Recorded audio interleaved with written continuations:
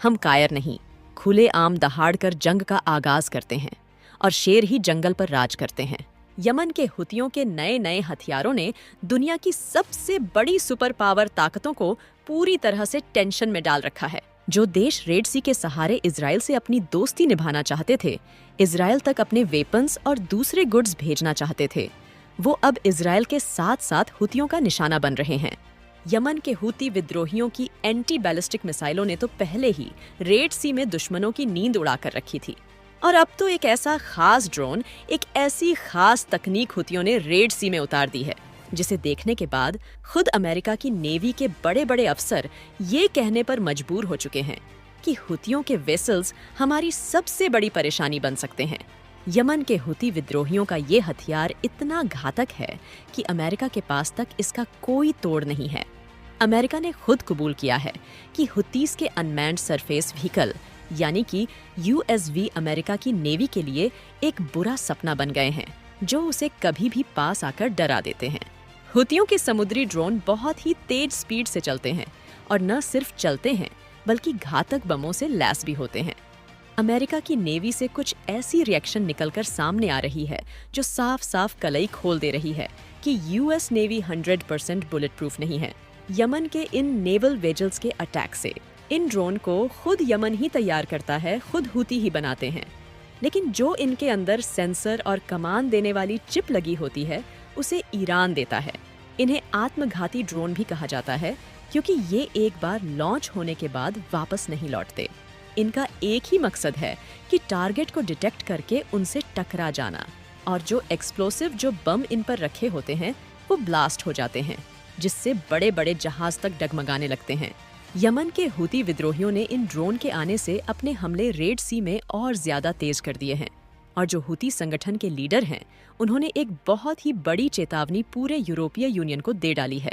उन्होंने टीवी पर आकर कहा कि दूसरे यूरोपीय यूनियन के देशों को अमेरिका और ब्रिटेन का साथ नहीं देना चाहिए। उन्हें US और ब्रिटेन की तरह अपने जहाजों को रेड सी में डूबवाना नहीं चाहिए, उन्हें आग से नहीं खेलना चाहिए। ये बहुत ही बड़ी बात है कि एक छोटे से संगठन हुती विद्रोही अब पूरे के पूरे यूरोपीय यूनियन को धमकी दे रहे हैं कि अगर वो भी इजराइल का साथ देने अमेरिका का सपोर्ट करने रेड सी में उतरे तो उनका भी वही अंजाम होने वाला है जो अब तक US और ब्रिटेन इजराइल का हुआ है। और ये सब हुती इसीलिए कर पा रहे हैं क्योंकि उनके पास अब नए नए ड्रोन और बोट्स आ चुकी हैं जो समंदर में घात लगाकर दुश्मन के जहाज के पुर्जे पुर्जे अलग कर देती है। यहाँ तक कि हुती विद्रोहियों ने तो रेड सी में माइंस तक बिछा रखी है, और जैसे ही उस पर किसी का कदम पड़ता है तो वो ब्लास्ट हो जाती है। लेकिन ये वो वाली माइंस नहीं है, बल्कि हुतियों के पास समंदर में विस्फोट करने वाली माइंस मौजूद हैं। यमन के हुती विद्रोही पहले दुश्मन के जहाज वाले इलाकों को सर्च करते हैं और फिर अपनी इन घातक समुद्री माइंस को एक लंबे समुद्री इलाके में गहराइयों में छुपा देते हैं। और जब दुश्मन का कोई जहाज, कोई वारशिप इन माइंस के कांटेक्ट में आता है तो एक जोरदार धमाका उसे झेलना पड़ता है, जिससे सामने वाले को पता भी नहीं चलता आखिर हमला हुआ कहां से है। तो इस तरह की बेहद ही खास समुद्र में युद्ध लड़ने की रणनीति और हथियार यमन के हुती विद्रोहियों के पास मौजूद हैं। ये अंडर वाटर माइंस इतना तेज विस्फोट करते हैं कि 23 किलोमीटर दूर तक समुद्र में खतरनाक हलचल पैदा होने लगती है, जिससे जहाज अपना कंट्रोल खो देते हैं और कई बार सिर्फ शॉक वेव से ही बड़े बड़े जहाज डूबने की कगार पर आ जाते हैं। इस तरह की हजारों माइंस को यमन के हुती विद्रोहियों ने रेड सी में बिछा के रखा है। इसके अलावा हम केवल ऐसी गन्स के बारे में जानते हैं जो जमीन पर सेना लेकर चलती है, उनसे युद्ध करती है। लेकिन हुतियों के पास तो अंडर वाटर गन्स, राइफल तक मौजूद हैं जो बिल्कुल उसी तरह से काम करती हैं जैसे जमीन के ऊपर सेना की गन्स काम करती हैं। अगर कभी हुती विद्रोहियों का सामना दुश्मन से समुद्र के अंदर हो गया तो वो अपनी इन अंडर वाटर गन से उनका मुकाबला कर सकते हैं। इन्हें इस तरह से डिजाइन किया गया है कि पानी के अंदर भी इनसे निकलने वाली गोलियां तेज स्पीड से वार कर सके। ये सारे हथियार जो आज हुतियों के पास है, उसने पूरे मैरिटाइम सिक्योरिटी ट्रेड को एक नया जन्म दे दिया है, उन्हें सोचने पर मजबूर कर दिया है, क्योंकि जो भी सिक्योरिटी अमेरिकन ब्रिटेन की नेवी दुश्मनों से बचने के लिए अपनाती थी, वो हुतियों के इन नए speed boat under water mines, आत्मघाती drone under water surface vehicle के आगे पूरी तरह से फेल हो रही है। इससे पहले कभी भी किसी नेवी ने इस तरह के हथियारों से निपटने की कोई तकनीक नहीं निकाली थी।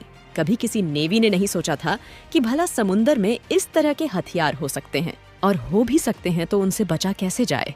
जो यमन के हुतियों ने ड्रोन बोट तैयार करी है, उसे पकड़ना तो और भी ज्यादा नामुमकिन हो जाता है, क्योंकि हुती इन्हें किसी मिलिट्री इक्विपमेंट या बहुत ज्यादा टेक्नोलॉजी से नहीं बनाते।